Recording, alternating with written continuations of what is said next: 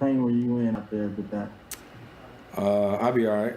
I'll be all right. Just kept thinking to myself, get through the game. I know I got a great team around me, people that help me work on my body and stuff like that all the time, as well as the Suns organization. So I'll be all right.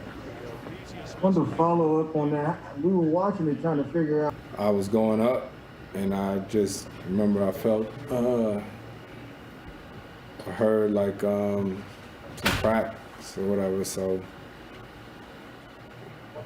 be all right. You think you'll be good going the game too? Absolutely. Thanks, sir. Next up is Cameron Cox with 12 News, and then Broderick Turner. Hey, Chris, how proud are you of the way your team played when you weren't out there? And it also seemed like when you came back, you gave them a little inspiration too as well. Man, that's how we've been all season long. We've been a complete team. So I wasn't worried. You know, when I go out, campaign comes in. I was mad Cam got ejected just because he's such a big part of our team. But things happen. It's an emotional game. But, I mean, this game was representative of how we've been all season long. Next man up. We just play together. Next up is going to be Broderick Turner with the LA Times, followed by Melissa Rowland.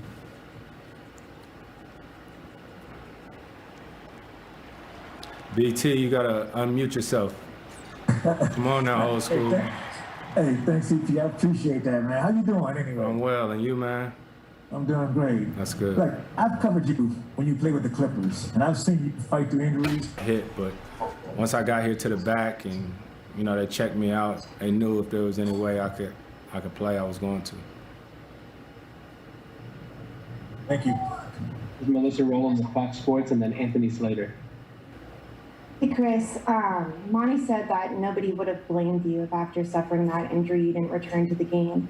Did that even cross your mind for a moment?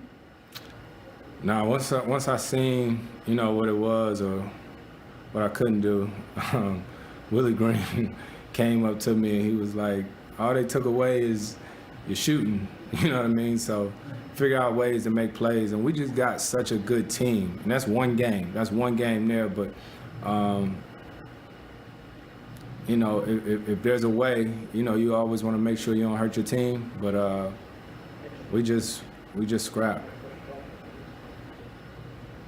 Final two questions are going to be Anthony Slater with The Athletic and Gina Mizell. Hey, Chris, you've long been one of the league's best passers. Can you describe how difficult some of those Devin Booker passes were tonight? You know, we have pings to the corner and tip passes as he's falling down. I gotta go back and watch the game again. Book was just, he was great tonight. You know, it was crazy. It's a lot of those situations where, like, I had a ball or I want the ball to orchestrate it just to see him manage the game, you know, and I was just out there kind of mad at myself that I couldn't help him more, you know, but I think, you know, everybody been waiting to see him in a playoff game, and you got to see it. Final question is Gina Mizell with Suns.com. Hey, Chris, you guys were able to get out and really push the pace, especially early on in the game. Was that an emphasis heading into the game, and how much do you feel like that maybe just set the tone overall? We just tried to push the tempo. That's how we try to play every night. We really fed off our crowd's energy. You know, it was crazy. I got out there for warm-ups, and I was like, dang. Like, to see, you know, fans back courtside, the energy in the building. You know, I've been here for a whole season, and it's the first. Brought to you by Mountain Dew, and this one belongs to Devin Booker, who dropped 34 in his postseason debut, the most by any Suns player in any postseason debut in franchise history. He was 13 of 26 from the field, and he's at the podium now to address the media. Hey, Buck, great game out there. Just what was your approach and your mindset heading into the game, and what kind of advice were you able to receive from the veterans on this team in order to, you know, play as prepared as you were? I mean, you know, I've been watching the playoffs for a very long time and, you know, a student of it and dissecting it. So just, you know, understanding that, you know, it's a next play mentality. There's going to be some play-through calls. It's going to be a high-intensity game. Like tonight, there's going to be something that goes on. But keep the tunnel vision. That's what it was tonight. And, the arena was absolutely electric. Just how much did you guys feed off the fans tonight? Yeah, I mean, it's an unbelievable feeling, man. I've reiterated a few times, this city's been waiting on this for a very long time, and you could feel that tonight. Next up, we have Christos Saltis with Sports DNA in Greece, followed by Kellen Olson. As well. Is it kind of a statement the way that you won tonight and the whole performance, the 48 minutes from your side as a team? And what would you like to maintain to the next games? I don't think you can make statements, versus a team like this, the defending champs. They've been down this road before.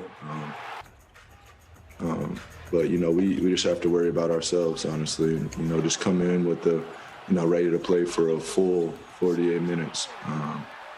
And then that's it. Next up, we have Kellen Olson with Arizona Sports, followed by Cameron Cox. Hey, Book, you told us on Friday that watching the play-in, it was telling you to have this mentality of next play up, don't get lost on possessions. And, man, this was a game to do that, right? With Chris's injury, Cam's ejection. How do you think your guys' mentality throughout the week helped you guys stay focused for tonight? I wouldn't even say throughout this week. It's been a whole year of it. It's been a summer of it, preseason, off season. These are the moments that we've been waiting on. Coach Money always preaches, when preparation meets opportunity, and it's that time right now. As a teammate, how proud are you of DeAndre with the way that he played and stepped up against Anthony? Yeah, that's next level. You could see it. You could see it in his face pregame that he was ready to go. And as a collective whole, us being on him a lot during the game, getting him prepared for this moment, and he responded to it and he stepped up. So that's big time. Next up, we have Cameron Cox with 12 News in Phoenix, followed by Brendan Clean. Hey, Book, congrats on the win. What did you make when Chris went down? What were some of the thoughts that were going through your head? And how proud are you of the way the team played when he wasn't in the game? Obviously my first thought, was his health, and hopefully the injury wasn't too bad. And, obviously very excited to see him come back out and into the game. The team responded, we huddled up. And Chris has been a leader for us throughout this whole season. And, a lot of us rely on him at, every point of the game, so to see him down like that in pain, it's obviously tough. But we know he's a fighter, and we have a team full of fighters. So, I think they went on a little run after he went down, and we responded well to it. Next up, we have Brendan Clean, followed by Catherine Fitzgerald. Hey, Book, just looking at this game, LeBron and AD were 31 points combined, and you were in position a lot to be the one doubling those guys when they were down in the post or different spots. How did you guys think you executed the game plan on limiting those two? We did well tonight, but, it's one game. No matter how much we won by, no matter how we played, game two is going to be a whole different opportunity. But, it's obvious what those guys are capable of, and we just try to make it tough on them. If I could just follow real quick on that, it seemed like it was an emphasis from you guys to try to get out in transition early. You guys had some success doing that. Again, similar question, just how did you feel about the execution there? Is that something you think you can go back to in this series? Yeah, I mean, if we can get stops, if you're not taking the ball out the net, it's easier to do that. But, that's the pace that we've been playing at a lot of this season, and that's when our offense has been most efficient, I feel like. Next up, we have Catherine Fitzgerald, followed by Dwayne Rankin. Hey, Devin, I know there was so much made about you getting to today, but at the same point, so many people saying how you've been ready for this. So were there any moments today where you felt a bit more of those emotions?